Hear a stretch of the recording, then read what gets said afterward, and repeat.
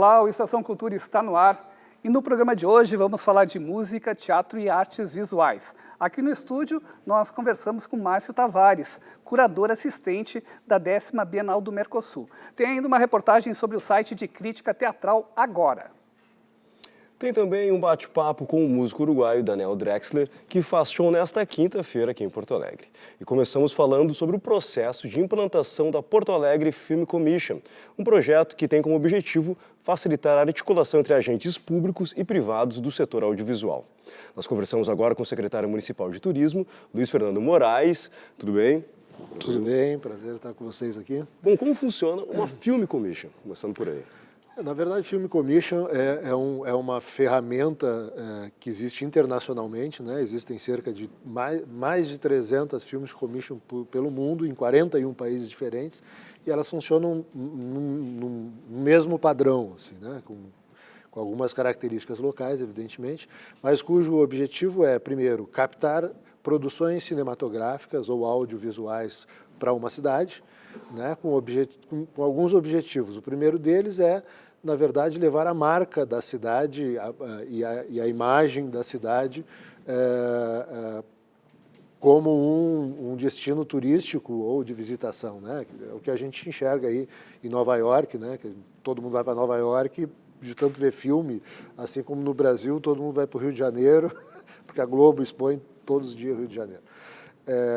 Isso e aí tu gera com isso também o turismo chamado turismo cinematográfico, né? Que é as visitações para ver locações de cinema, que aconteceu na Nova Zelândia, Inglaterra, enfim, tem dezenas de exemplos disso. E de outra parte, o que acontece, né? Você movimenta a cadeia local de audiovisual, todas as produtoras, prestadores de serviços, e aí nós estamos falando de uma cadeia que é parecida com o turismo, assim, que ela se capilariza pela cidade.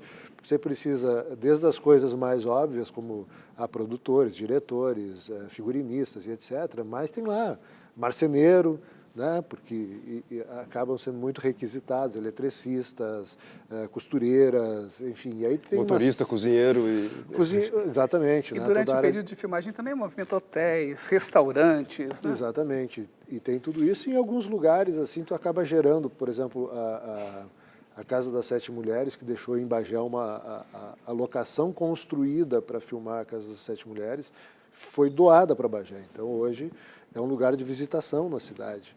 Então, essa não é a primeira comissão que acontece aqui no estado, já tem outras duas, né, comissões que foram...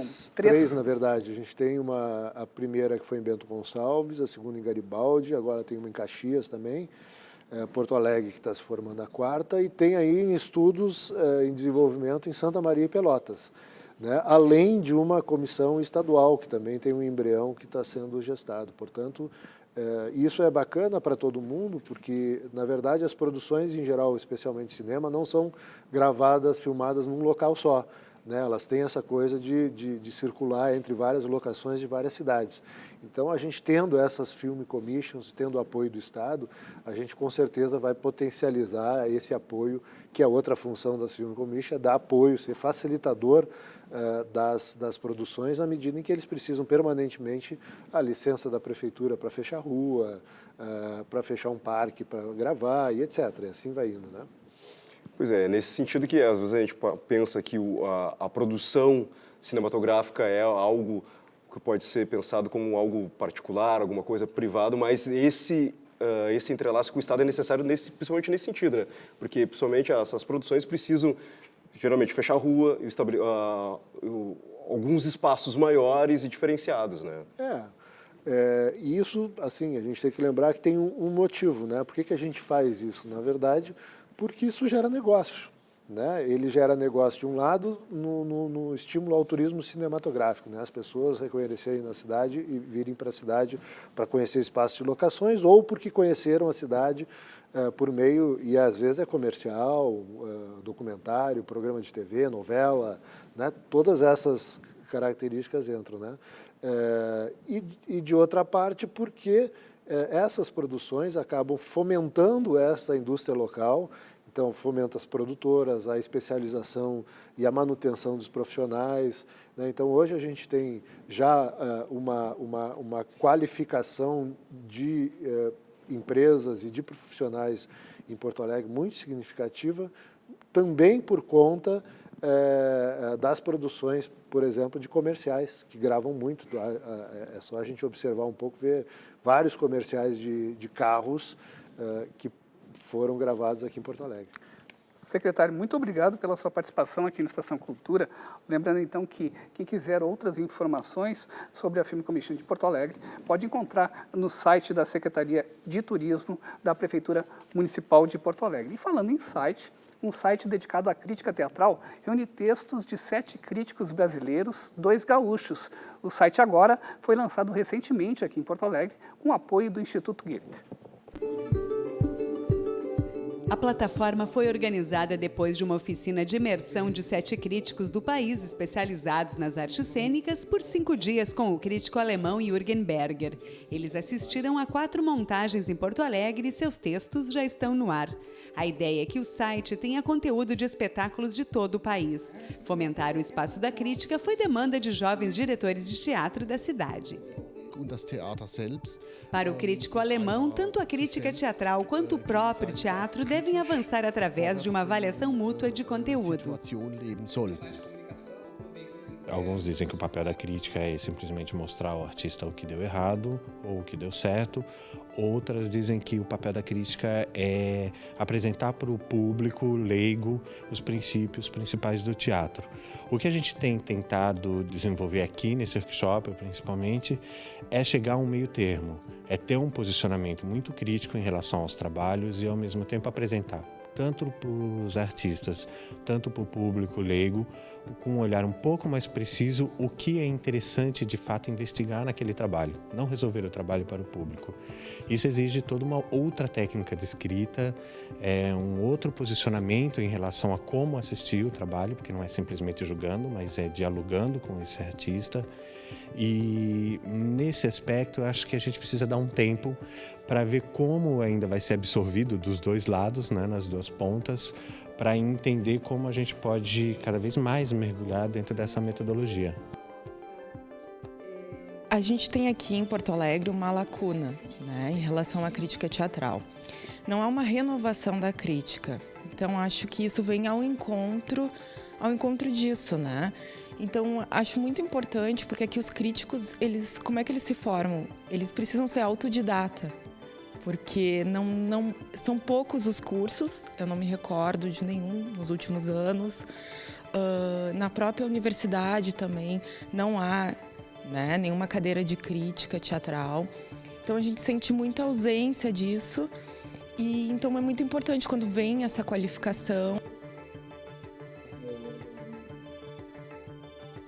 Eu acho que a vinda desses críticos, né, de Pernambuco, de São Paulo, do Rio, do Paraná e de Minas Gerais, aqui para Porto Alegre, né, expô-los à produção local, isso, né, traz um outro olhar para a produção daqui, né?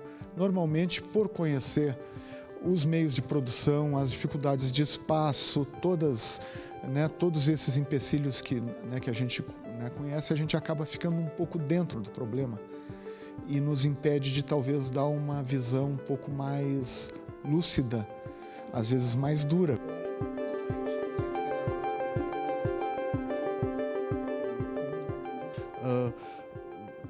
Jürgen Berger destaca também que o aspecto importante na crítica teatral para ele é que se apresente uma avaliação fundamentada da peça, que não se limite a emitir um juízo de valor, se dê argumentos a partir do que foi apresentado, do que achou bom e ruim na encenação.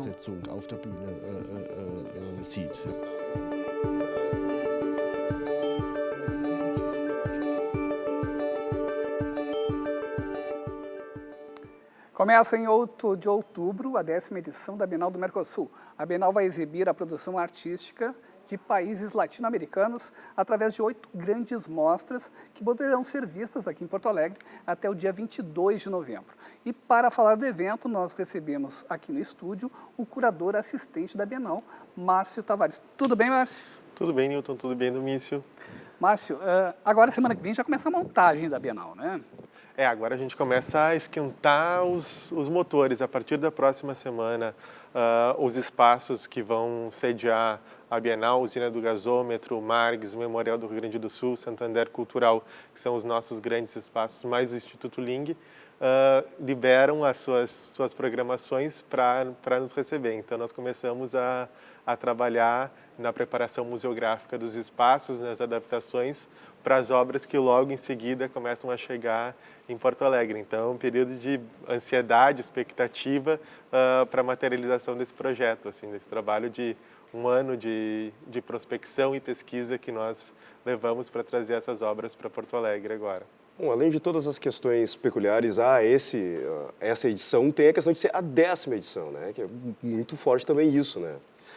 A gente tem esses números redondos sempre são meio cabalísticos, assim, né? Então, a gente sentiu a responsabilidade de ser a 10ª edição. Esse movimento que nós fizemos em direção à produção da América Latina tem sentido nisso, assim, nós queríamos um pouco voltar a refletir sobre qual é o papel da Bienal do Mercosul dentro do contexto das demais bienais, dentro do nosso contexto local, contribuir por isso. Então, acho que tem 2 movimentos que são bacanas da gente entender. Primeiro, por que são só países latino-americanos, porque na primeira edição da Bienal ela já se manifestou com essa vocação. E o segundo, que eu acho que é um elemento histórico da Bienal do Mercosul, que é conhecida como a Bienal Pedagógica. Então, dessa vez, nós incluímos definitivamente a questão educativa dentro do programa curatorial da Bienal. Então, todas as ações, inclusive uma escola experimental de curadoria que vai acontecer ao longo da mostra, é um eixo que vai unindo todas essas exposições e toda a experiência de estar na 10ª Bienal do Mercosul. Então, foi uma procura de dar conta desse cabalístico 10º, desse número redondo e de projetar a Bienal para o futuro também. Ainda há muitas questões historiográficas e também de produção que a gente desconhece, que seriam pontos cegos da América Latina, da arte na América Latina? Isso. Na verdade, os pontos cegos, às vezes, eles são artistas que não tiveram a devida visibilidade. Por exemplo, se a gente pegar um modernista nosso, o João Farium, por exemplo, aqui é conhecido, a produção dele é conhecida no âmbito local e alguma coisa em nível nacional. Mas nós consideramos que ele é um artista que merecia ter uma posição e por isso nós incluímos ele dentro de um contexto maior nessa exposição chamada Modernismo em Paralaxe. Então, às vezes, desde a nossa visão, que é o contexto local, ou de um outro, por exemplo, um outro pintor equatoriano que se chama Solá Franco, que é absolutamente desconhecido fora da sua cidade, que é Guayaquil. Então, nós trouxemos esses personagens que têm uma importância na construção local, que têm uma importância artística muito, muito significativa, que às vezes por estarem geograficamente meio que nas margens ou por não terem tido a devida atenção dos críticos na sua época, não conseguiram entrar com a mesma potência que outros modernistas, como os modernistas de São Paulo, Tarsila do Amaral e outros desse porte, que são extremamente importantes, mas tiveram também a sorte de estar no local certo, na hora certa, vamos dizer assim, e conseguiram ganhar a visibilidade. Então, o nosso trabalho nessa Bienal é fazer um jogo de tentar dar visibilidade para essas obras e para esses artistas que não tiveram ainda a devida atenção da crítica, da atenção dos curadores, mas ao mesmo tempo não esquecer dessa produção que é importante que tanto a população aqui de Porto Alegre, que é o nosso público da Bienal, junto com a população do Estado,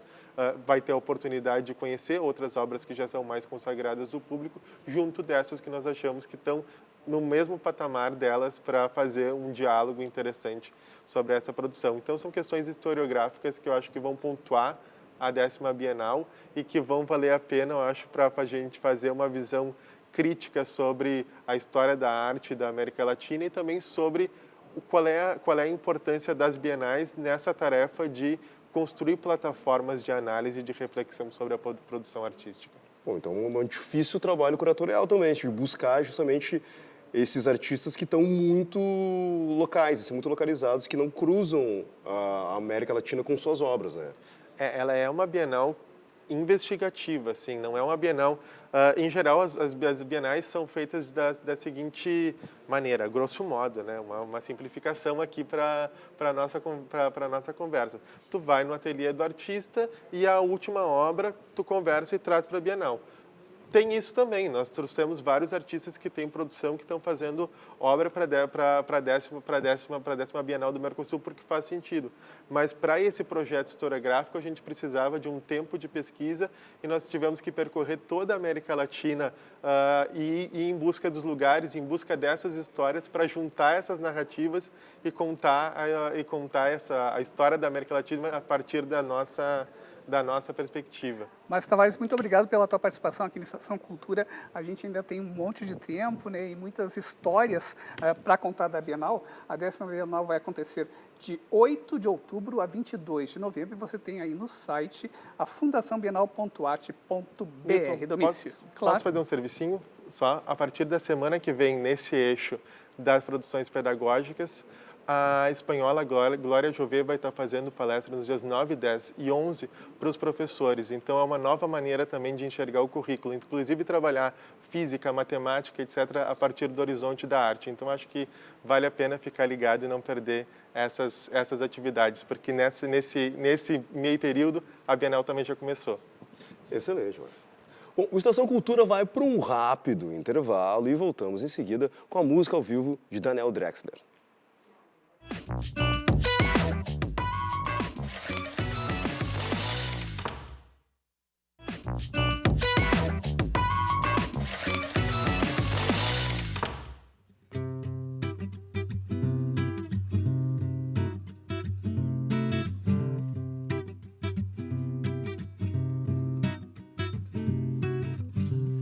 Pasión, nunca te apartes de mí.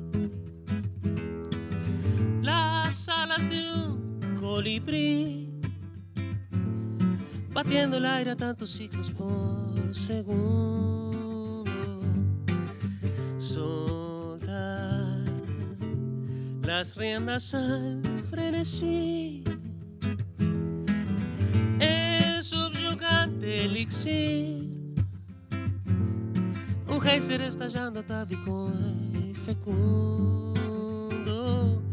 Tocaste mi alegría y mi ilusión en un lugar profundo, un haz de luz donde evadirnos del hastío de este mundo. No hay nada más feliz que ser feliz, feliz al menos un segundo, feliz al menos un segundo. Tocaste mi alegría y mi ilusión en un lugar profundo, un haz de luz donde evadirnos del hastío de este mundo. No hay nada más feliz que ser feliz, feliz al menos un segundo. Tiripitapa, tiripitapa, tiripitapa, tiripitapa, tiripitapa, tiripitapa, tiripita, tiripita. Ay, ay, ay, ay, ay, ay, ay. Pasión, pasión, pasión, nunca te apartes de mí. Las alas de un colibrí, batiendo el aire a tantos ciclos por segundo. Soltar las riendas al frenesí, el subyugante elixir, un geyser estallando atávico y fecundo. Tocaste mi alegría y mi ilusión en un lugar profundo, un haz de luz donde evadirnos del hastío de este mundo. No hay nada más feliz que ser feliz, feliz al menos un segundo, feliz al menos un segundo. Hey, tocaste mi alegría y mi ilusión en un lugar profundo, un haz de luz donde evadirnos del hastío de este mundo. No hay nada más feliz que ser feliz, feliz al menos un segundo. Tiripitapa, tiripitapa, tiripitapa, tiripitapa, tiripitapa, tiripitapa, tiripita, tiripita. Ay, ay, ay, ay, ay. Tocaste mi alegría y mi ilusión en un lugar profundo. Un haz de luz donde evadirnos del hastío de este mundo. No hay nada más feliz que ser feliz.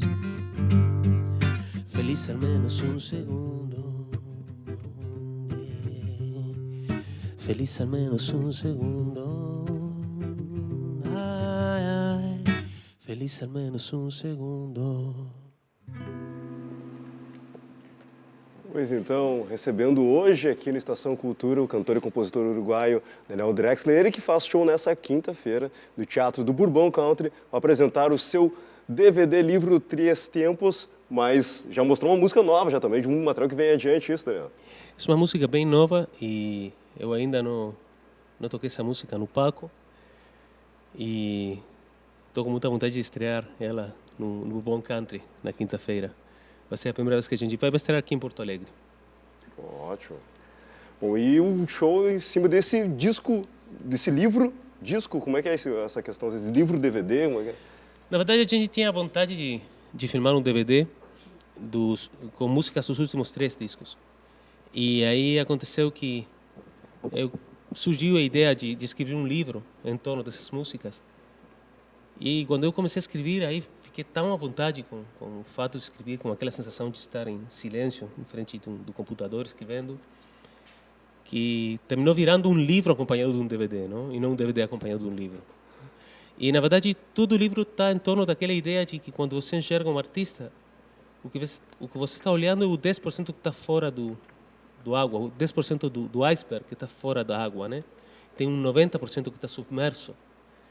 E eu tentei contar nesse livro tudo o que tem por embaixo das músicas e ao final terminei falando da minha vida, não? Porque as músicas são uma tradução da minha vida, não? Daniel, estou aqui com o livro DVD Tres Tempos, né? São 4 artigos. Você começa contando uma parte da sua biografia, quando deixou de uma carreira, né, de médico para investir na música.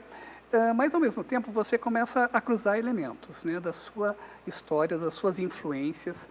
E de que maneira essa região aí, Argentina, Uruguai e Brasil, faz parte daquilo que você faz hoje na música?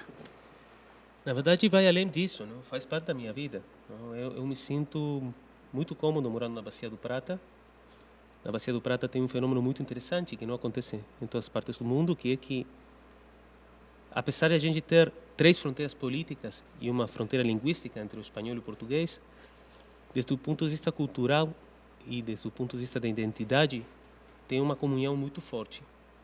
E eu já sentia isso com a Argentina, mas minha descoberta dos últimos 10 anos foi começar a descobrir o Rio Grande do Sul e também achar que, por exemplo, a milonga tem tanto que ver com o Rio Grande do Sul, quanto com o Uruguai, quanto com o centro da Argentina, não? E então agora eu sinto que estou morando lá em Montevideo, não estou morando mais na periferia de Buenos Aires, estou morando no centro de uma nova região muito interessante, muito dinâmica, com muitos colegas fazendo coisas interessantes na música em toda essa região e eu me sinto muito à vontade, não?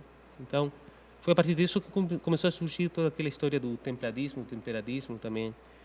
Eu comecei a entrar. É um conceito que você aborda um pouco nesse livro também, né? Sim, eu fiz um capítulo inteiro dedicado àquilo, ao templadismo, porque aquele conceito surgiu faz uns 10, 15 anos atrás e era bom agora olhar para trás e ver tudo o que aconteceu a partir daquela ideia, não? Como uma ideia tem capacidade de gerar coisas, não? Então eu tentei resumir isso num capítulo inteiro no livro. Essa ideia da geografia enquanto inspiração, enquanto modificadora ou um estado de espírito também, né? Uma coisa que mexe, que vai além apenas das divisões geopolíticas, né? Geocultural, uma coisa assim. Sim, da geografia e também da paisagem, num sentido mais amplo, né? Paisagem humana, paisagem econômico, climático, topográfico. E como isso gera uma forma de criação, uma forma de vida, não? Que é muito interessante e que é comum a toda essa região. Eu acho que o que a gente tem em comum é isso, é que a gente mora na Bacia do Prata e tem uma paisagem comum, né? E a gente, quando fala das coisas, fala através dessa paisagem. Daniel, como é que vai ser o show quinta-feira? Quem está com você?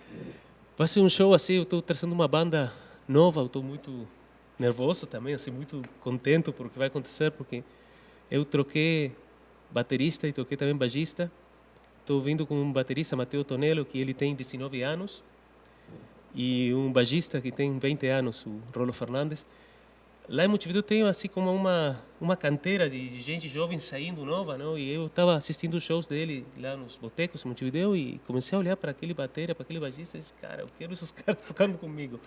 Então, estou fazendo show com o baixista, com o baterista, o pianista, Hernán Peirú, uma clarinetista, que é Karen Martínez, e o único que ficou da banda que eu já estava fazendo antes é o Eduardo Maurice, que é o guitarrista, não? Uma banda grande e quase a mesma banda com a banda que eu gravei o DVD, né? Quase a mesma formação. Legal, Daniel, muito obrigado pela tua participação aqui no Estação Cultura. Sucesso aí no show de quinta-feira. Muito obrigado a você. Sempre um prazer estar aqui. Bem, a Estação Cultura de hoje fica por aqui. Nós encerramos com o clipe da música Dinheiro, de Daniel Drexler. E o programa de hoje é dedicado à jornalista Amélie Mesari, que morreu na manhã do último sábado, aos 61 anos. A Amélie atuou em diversos veículos de comunicação aqui do estado, entre eles a Rádio Ipanema e a FM Cultura. Tchau e até a próxima edição.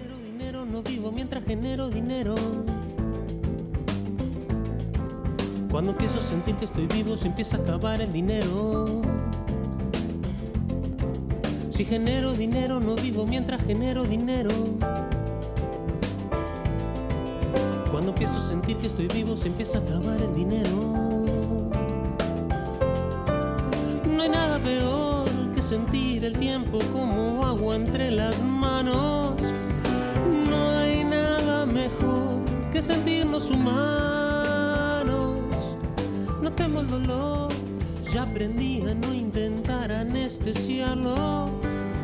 En la oscuridad el rayo de luz es más claro. Ay, si genero dinero no vivo mientras genero dinero. Cuando empiezo a sentir que estoy vivo se empieza a acabar el dinero.